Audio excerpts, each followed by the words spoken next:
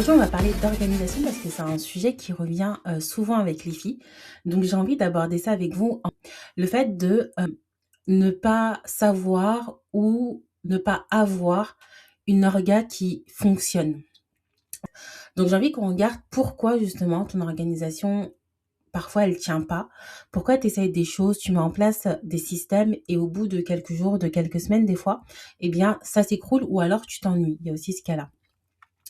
Donc pour moi, il y a 2 grandes illusions par rapport à ça et la première illusion sur laquelle je reviens tout le temps, c'est la plus classique, c'est, le fait de se dire, que je manque de discipline, d'accord? Donc croire que c'est un problème de discipline.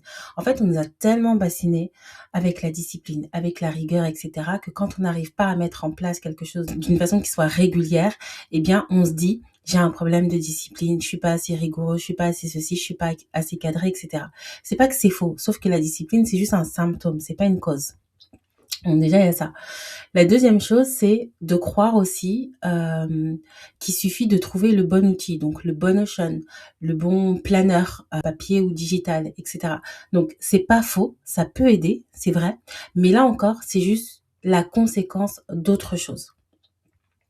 Ce que moi j'observe, d'accord, chez énormément de femmes que j'accompagne et aussi ce que moi j'ai vécu, j'ai observé 3 choses qui peuvent expliquer un peu tout ça. Une des premières choses, c'est un business qui est construit au jour le jour. Donc, il y a aucune pensée long terme, aucune pensée stratégique aussi. Et souvent, avec ça, on a le syndrome aussi de l'objet brillant qui est présent. Donc, il y a un fonctionnement comme ça qui est présent où on reste dans la nouveauté. On est tout le temps en train de démarrer, on est tout le temps en train d'ajuster, on est tout le temps en train de modifier, on est tout le temps en train de recommencer. Et donc, on est tout le temps en train de reconstruire en permanence. Et une organisation, elle peut pas se poser là-dedans. Ensuite, il y a la posture de salarié dans l'entrepreneuriat. Ça, c'est énorme parce qu'on s'en rend pas compte. Moi, la première, quand je suis sortie du salariat, je me suis retrouvée face à un vide quelque part parce qu'il y a plus de cadre, il y a plus d'horaire imposé, il y a plus de tu dois faire ça, etc. Il y a pas de roadmap qui était donné par d'autres personnes. Donc, au lieu, par exemple, de créer un système qui fonctionne pour moi, qui me correspond, j'ai essayé de recréer un espèce de faux salariat. Donc à travailler X heures, à être occupée, à remplir mes journées et derrière ça, il y avait de la culpabilité parce que parfois, au bout de 2 heures, au bout de 3 heures, au bout de 4 heures, 5 heures, j'avais fini. Je me dis: je vais faire quoi? Enfin, je vois pas ce que je peux faire de plus. Donc du coup, tu en rajoutes. Au lieu d'être hyper carré sur, par exemple, 3 actions que tu vas répéter dans le temps, tu rajoutes plein de trucs. Tout ça pour remplir le système. Troisième chose que je vois, tout le temps aussi, c'est, utiliser une organisation qui n'est pas la sienne. Utiliser des templates qui ne sont pas adaptés à soi. Donc parce que j'ai vu une méthode passer, parce que j'ai vu un système qui a fait ses preuves, d'accord? Un système qui a marché pour quelqu'un d'autre, c'est vrai, mais qui du coup n'a pas été construit pour toi, qui n'a pas été construit pour ton énergie, qui n'a pas été construit pour ton fonctionnement, pour ton rythme, ou que tu n'as pas adapté à ton énergie, à ton fonctionnement, à ton rythme, d'accord? Parce qu'on peut très bien prendre quelque chose et l'idée ensuite derrière, c'est d'aller se l'adapter à soi. Donc du coup, le vrai problème, c'est quoi? C'est pas un problème d'organisation. C'est un peu pour moi ce qui vient avant et là, je trouve qu'il y a 2 choses qui sont fondamentales. La première chose, ça va être la vision parce qu'on ne construit pas une organisation dans le vide, on construit une organisation pour soutenir une vision et si la vision, elle est floue, si la vision, elle est court terme, eh bien effectivement, l'organisation, elle peut pas se poser parce qu'on change tout le temps. Donc ton organisation va faire pareil, elle va tout le temps changer. La deuxième chose, et c'est la chose sur laquelle je reviens tout le temps d'ailleurs, c'est avoir une meilleure connaissance de soi. Et ça, c'est le point que finalement beaucoup de personnes évitent même dans l'organisation. Parce que c'est comme si on considère que ce point-là, il n'était pas important pour s'organiser.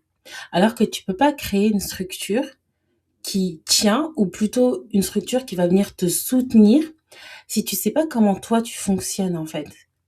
Est-ce que tu es quelqu'un de cyclique? Est-ce que tu es quelqu'un qui a besoin de beaucoup de cadres? Est-ce que tu es quelqu'un qui a besoin de de plus de liberté? Est-ce que tu es quelqu'un qui est efficace le matin? Est-ce que tu fonctionnes avec des blocs de temps intensif ou pas? Ou est-ce que tu es plus long terme? Est-ce que tu es quelqu'un qui est plus sur la deadline? Est-ce que tu es quelqu'un qui, au contraire, a besoin de s'organiser énormément en amont? Donc, si tu sais pas ça, tu vas forcément copier un modèle extérieur et donc tu vas créer une organisation qui ne joue pas avec toi, en fait, et qui peut jouer d'ailleurs contre toi. Donc, ce qui se joue, c'est quoi? C'est une vision court terme. Donc, tu veux que ça marche vite, tu veux avoir des résultats et donc du coup, tu construis presque au jour le jour, la semaine. Alors que, pour moi, quand on est sur un enfin, je sais pas, quand on est sur un business de vocation, si je peux dire ça comme ça, on est là pour les 30, 40 prochaines années à venir, en fait. C'est pas juste pour demain, c'est pas juste on n'a pas envie de construire un business juste pour 1 an, pour 2 ans, pour 3 ans. On a envie de construire parce qu'on sait que ça, c'est ce qui nous porte, même s'il va grandir, il va s'améliorer, on va l'enrichir de quelque chose. Mais le cœur de ce business-là, il est quelque part, le message sera toujours le même, il y a une espèce de constance là-dedans. Et donc forcément, si tu es là à construire au jour le jour, bah, ton organisation, elle peut pas être stable. Elle est presque même pas présente, en fait. Et la deuxième chose, aussi, bah, c'est avoir une organisation qui ne te respecte pas. Tu essayes de rentrer dans une façon de faire qui, du coup, n'est pas faite pour toi. Là où toi, peut-être, tu as besoin de plus de structure, plus de flexibilité. Tu fonctionnes par phase ou tu fonctionnes par régularité, tu vois? Et tu crois que discipline, rigueur égale forcer. Voilà.